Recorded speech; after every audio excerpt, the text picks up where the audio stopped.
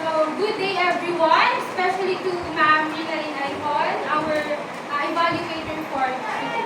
So, sadly, wala po si Ma'am advisor natin, si Ma'am Mian, dahil may importanteng seminar po si Ma'am Mian.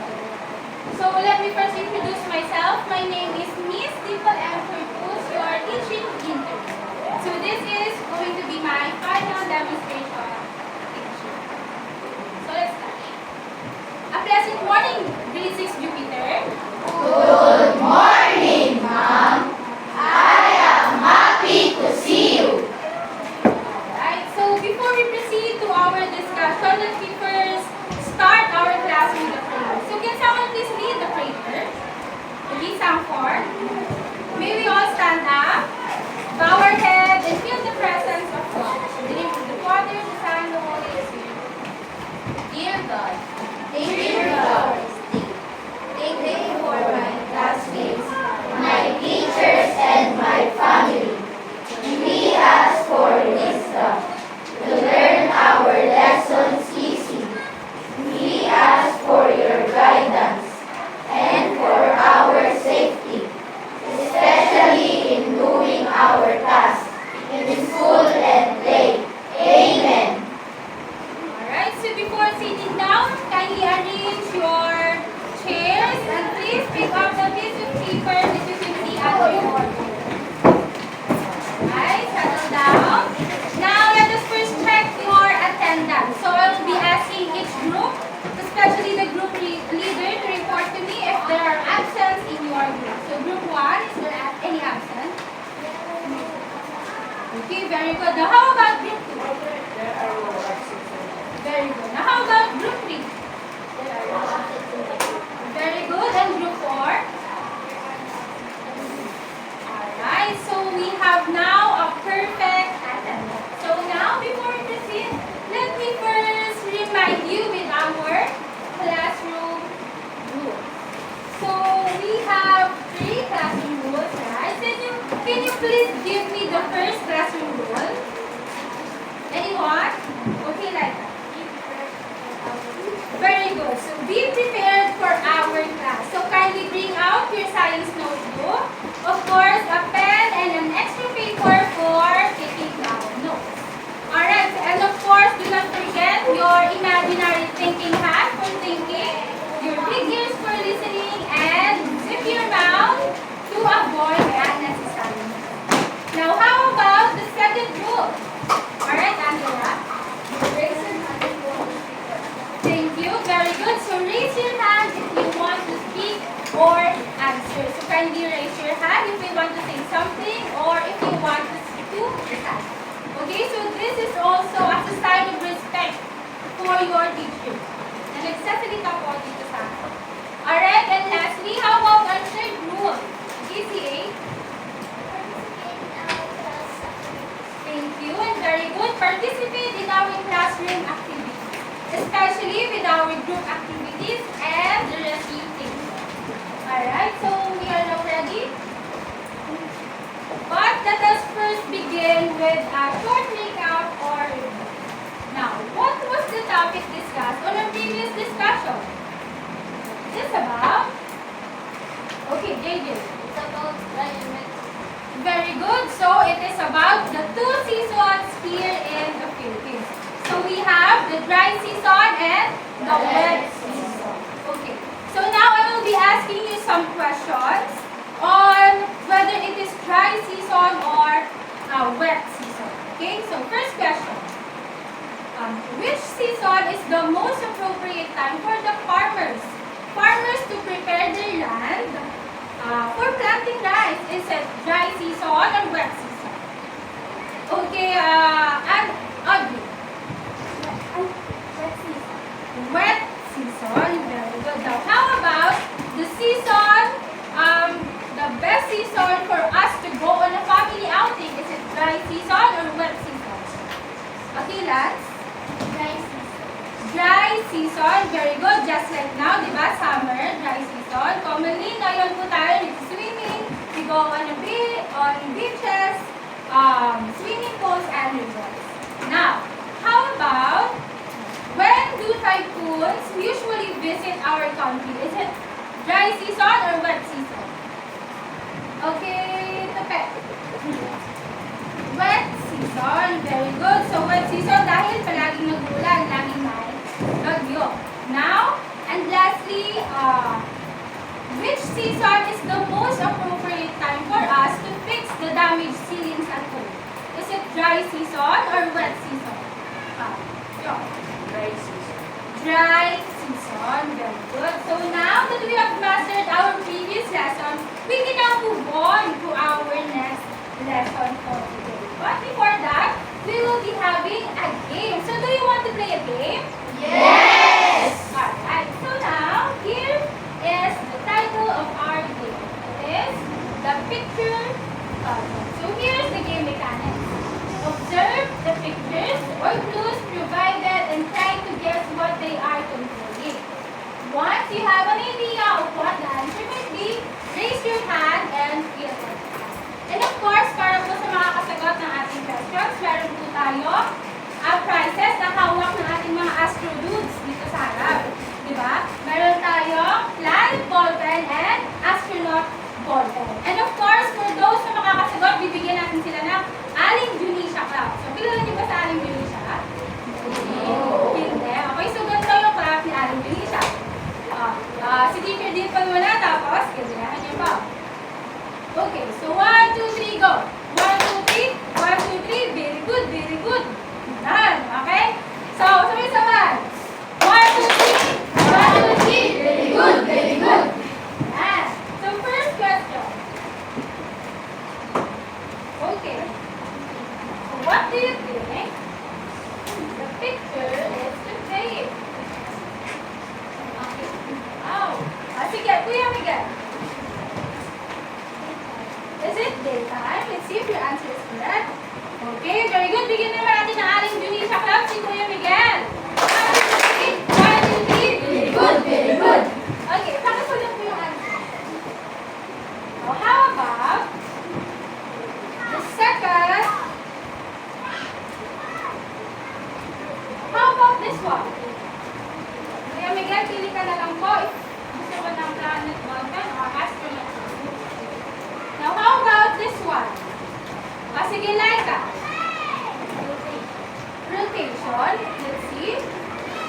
Very good. Bigyan natin ng Aling Junisha Club si Ate Laika. 1, 2, 3, go! 1, 2, 3. Very good, very good.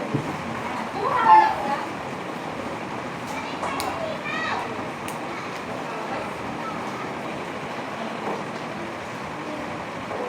Okay, how about this third picture?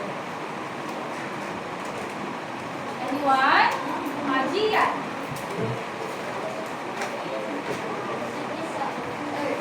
It is?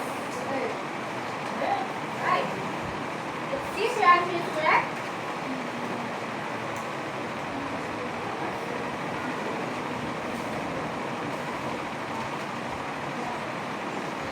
Okay, so the correct answer here is Earth. Okay, pakusulat na lang mo yan.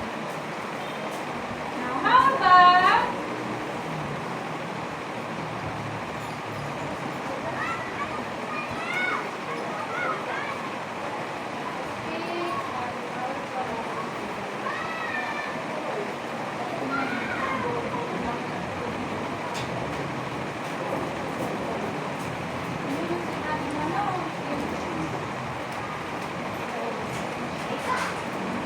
okay lang po.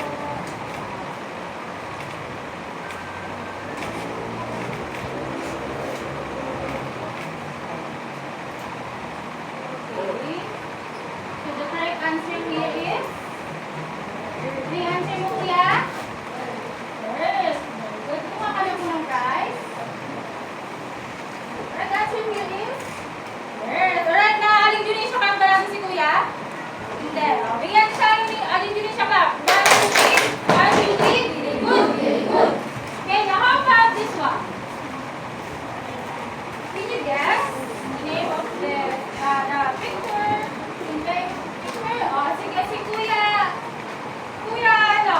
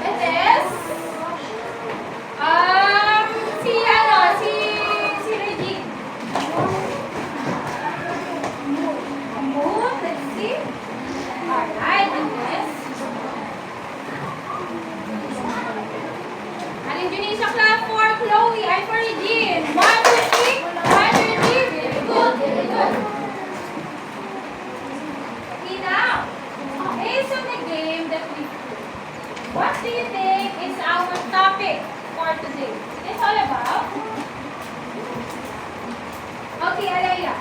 This is all about Alright, it is about the movements of Earth or the Earth's rotation and revolution. Now, here's the learning objectives for today's lesson. At the end of the lesson, you should be able to differentiate rotation and revolution and describe the effects of the Earth's motion.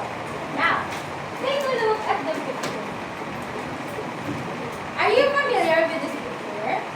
Yes. Alright, now, can you give me the name of the picture?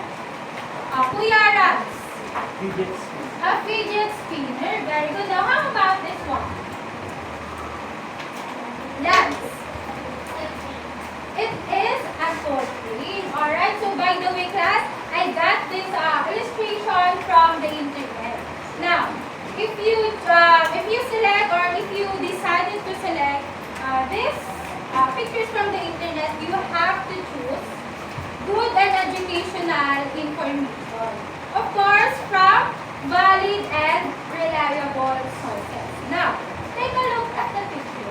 Have you noticed anything unusual from the picture? Meron ba kayo napapansin? Sige, Ate Chloe. May link, diba? Tulad yan. Nilagyan ni teacher ng link. Kasi if you decide to select or use digital information from the internet, you have to at least cite and paste the link of the author or the source. Tulad ng ginawa ni teacher. Now, let's go back to our lesson. I have here a fidget. So have you experienced playing with this toy? Yes. Yes. Alright. So how about this one? How about this one? Natry niyo na po bang maglaro ng toy train? Yes. Sige nga, Kuya Jong, paki-on nga po yung ating toy train. Ay, mga i-on.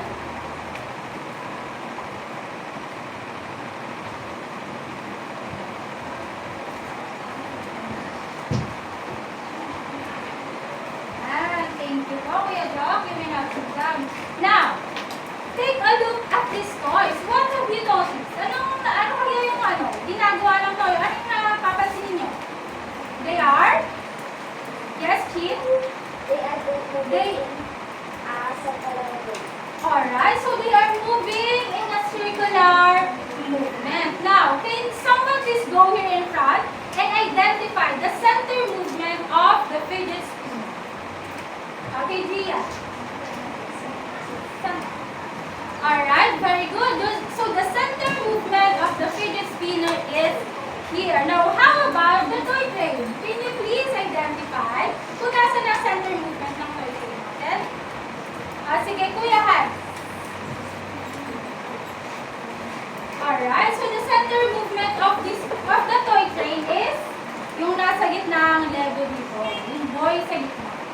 Alright, now, how can you differentiate the movement of the fidget spinner from the movement of the toy train? Ano bang pinagkaiba kaya mo? Yes, Kuya Emma.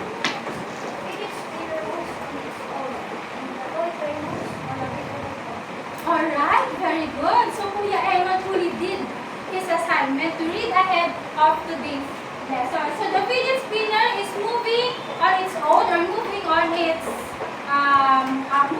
own, diba? While on the other hand, the toy train naman is moving around another object. Tulad na nakikita natin. So, the fidget spinner and the toy train, how can you relate the movement of the fidget spinner and the movement of the toy train to that of the Earth's movement? So, paano nyo kaya yung may relate? Ano kaya yung similarities mo? Kuya Ewan again. Sige. Sige, sa Ate Alaya. Duration naman. The Earth's rotation. Very good. So, just like here in the video.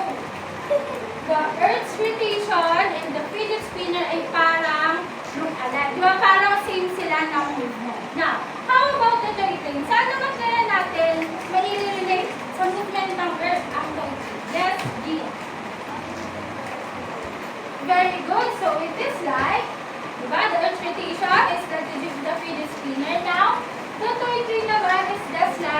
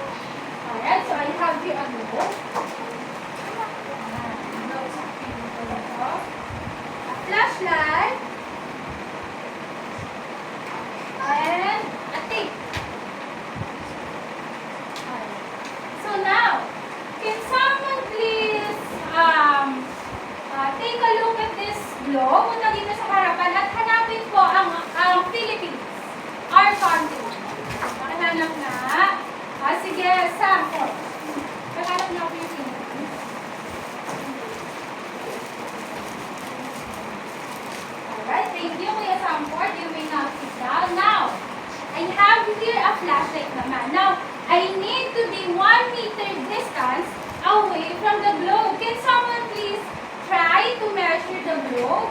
The distance of globe and me using a push-pull rule. Using a push-pull rule. Kuya JJ, okay na? Dapat exactly 1 meter.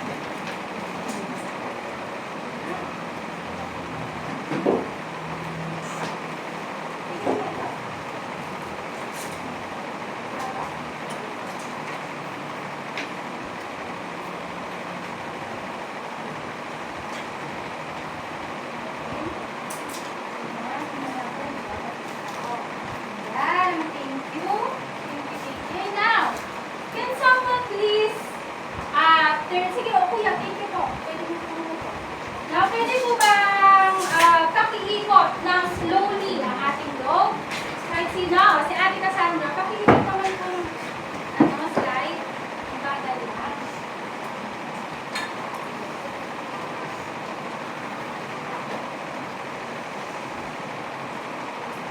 Hindi pa rin dito yung design.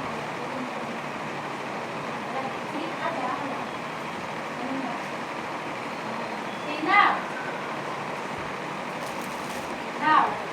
bubuksan na ni Teacher Dimple yung flashlight. Naiilawan po ba yung buong part ng globe? No, right? So when this part is facing our light source, naiilawan sila. While on the other hand, the opposite part of the globe does not receive the light. Alright? So for example, Ate Cassandra, iharap mo kayo Philippines. Pinasit lang natin. Now, kung ang ating flashlight ay nakatapat sa Philippines, anong country kaya yung nasa kabilang part ng globe? Can you please take a look at our globe? Okay, Kuya Ra. Tingnan mo nga po kung anong country po yung hindi natatamaan ng flashlight.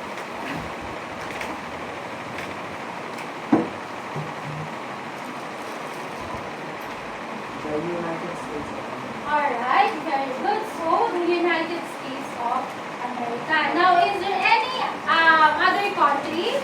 Sino pa? From girls naman. From girls. Si Cyber. Sige.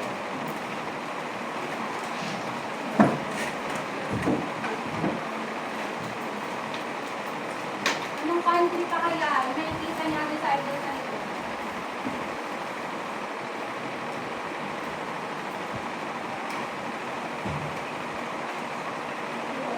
Colombia. Alright, thank you, Ate Cyber. Now, let us answer this question. Okay. So, what does the globe represent in the activity? Ano kaya nire-represent ng globe? Ate Sa? Alright, very good. So, the globe represents the Earth. Now, how about the flashlight? What does the flashlight represent in our activity? This represents, Ate Laika, the flashlight represents the sun. Very good. Now, for example, yung Philippines, ito yung araw natin. Kung yung Philippines nakatapat sa araw, sila ay nakaka-experience ng liwanag or daytime, right? Now, on the other hand, yung kabilang country naman ay hindi natatamaan ng araw. So, they are experiencing nighttime. Now, what do you observe when the globe is spinning? While it plays in front of a flashlight? When you span it down, kanina nakikita natin, ano na-observe niyo? Yes, sir? It's like Earth. Alright, so it is like the Earth's rotation, diba? So when this part of the globe or the Earth that is facing the light source, which is the sun, we are experiencing daytime. So for example ngayon, nakaharap po ba kaya tayo sa araw ngayon? Yes! Dahil umaga pa lang sa atin, daytime pa rin. Yes. While on the other hand, yung mga nasa kabilang part ng globe such as America and Colombia, sabi natin kanina, they are experiencing nighttime. Now, what is being described in this activity? Ano kayo yung na-describe ng activity natin? It describes the movement of Earth or specific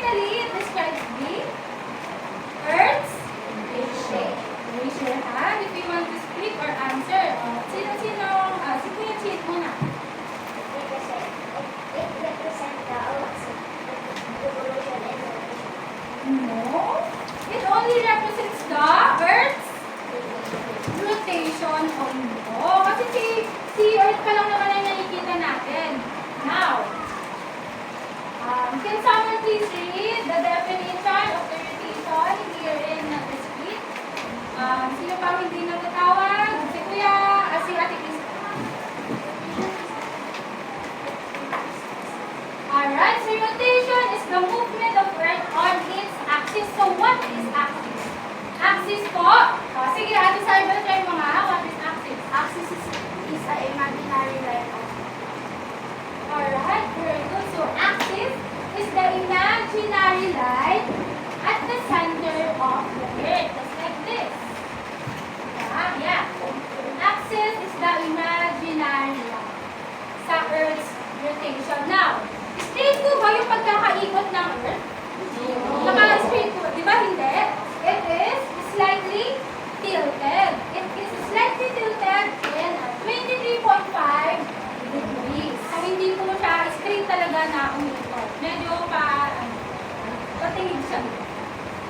Now, do you have an idea naman on how is the Earth rotates? It is from what direction to what direction, May? Okay, Cassandra. Very good. So, as you can see in the picture, it is from west to east or in a counterclockwise direction. Alright, now, do you have an idea on how many hours does it take the Earth to complete one rotation? Kuya Joe. 24 hours. Very good. So, the Earth needs 24 hours or 1 day to complete one rotation. Alright, so naintindihan na ba sa Earth rotation? Is there any question? None? Alright, now let us move on to our activity number 2. So, we will be needing 2 volunteers from the class.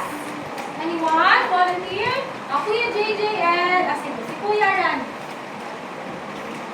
Kuya JJ and Kuya Ran.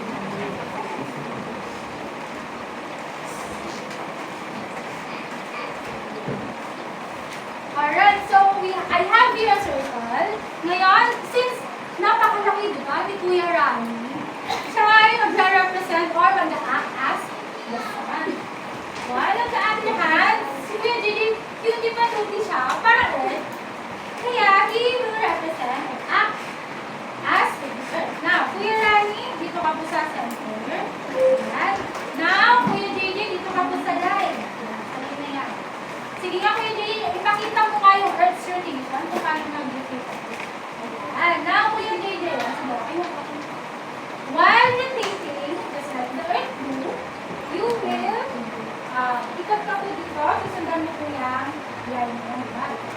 Okay, gagawin mo yan twice. Hindi ka na nalulog twice dito. Sige, 1, 2, 3, go! Ayan. Good. Pamadong pa ka. Sige, 1. Isa pa po. Rapid na. Okay, thank you. Nahilo ka ba? Hindi. Okay, thank you, Kuya Rani and JJ. Bigyan natin sila ng ballpoint. Kuha kayo ng ballpoint sa inyo. And bigyan natin sila ng alam. Julie, siya ka. Kasi hindi ko si Kuya JJ nahilo siya. O, go. 1, 2, 3. 1, 2, 3. Very good. Very good. Okay. So, what is being described in this activity? Ano ba yung pinapakita? Ano ba yung pinakita ni Kuya JJ and Kuya Rani? Sa? the Earth rotation and rotation. Dalawa na naman. Say, raise your hand if you want to speak. Kuya Raya. The Earth rotation. Very good. So, yung ginawa ni Kuya Rani kanina is like the Earth's revolution. Or just like here in our video. Diba? Si Kuya Rani yung sun. Si Kuya Earth naman. So, si Kuya JJ naman yung Earth. Habang mag-rotate siya sa sarili niya axis, nag-revolve din siya around the sun. Just like this. Now, can someone please read the definition of revolution? Other review. Revolution is the movement of the Earth around the sun. Okay, thank you. So, revolution is the movement of Earth around the sun. That's like Now, if the Earth rotates in a counterclockwise direction, paano naman nga mag-move ang Earth? Saan nagre-revolve ang Earth around the Sun? It is also in a counterclockwise direction. Yes, who says yes? Who says no?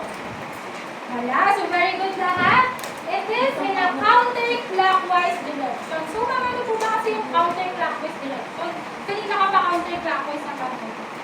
So, counterclockwise direction class, for example, di ba yung clock natin? Di ba yung kamay ng ating orasan is pa ganon?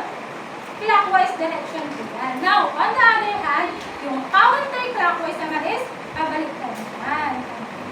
Counterclockwise. Para nakikita natin. Okay, so now, ano naman po kayang tawag dito sa tinuturo ng araw o yung dinaanan ni Kuya JJ dito? It is the hands. It is very good. It is the orbit or the imaginary path around the sun. Okay, so sa tingin niyo ba, perfectly circle ba ang ating orbit? No, ganyan po ba talaga ang ano ng orbit? Okay, so now let us move on with our quiz. Is there any other question? Alright. So I have here a worksheet.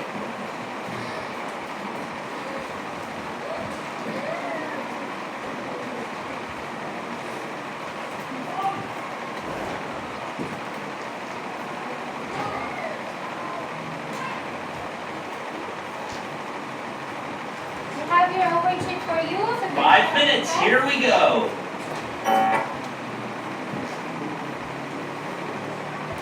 One and pass, 1, 2, 3, 4, 5.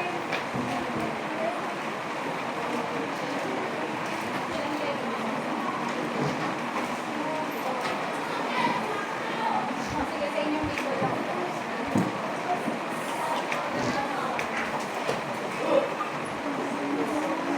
Huwag ko muna kayo open. Close ko muna. Huwag ko muna mag-start. 3, 5,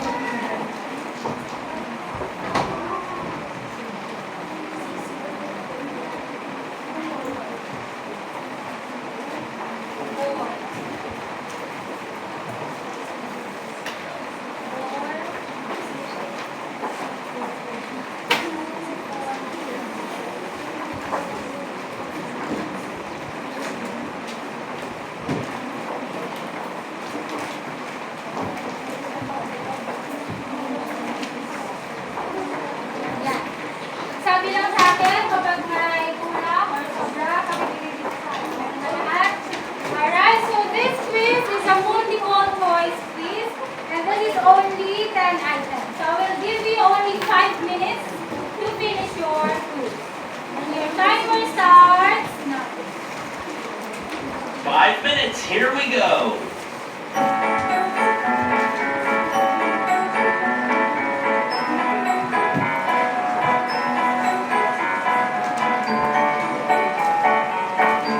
Miss Dimple.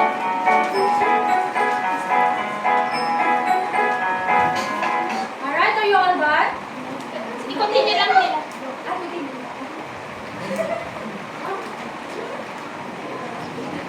Sige, continue lang daw. Titingin sa dito sa screen. 5 minutes, here we go.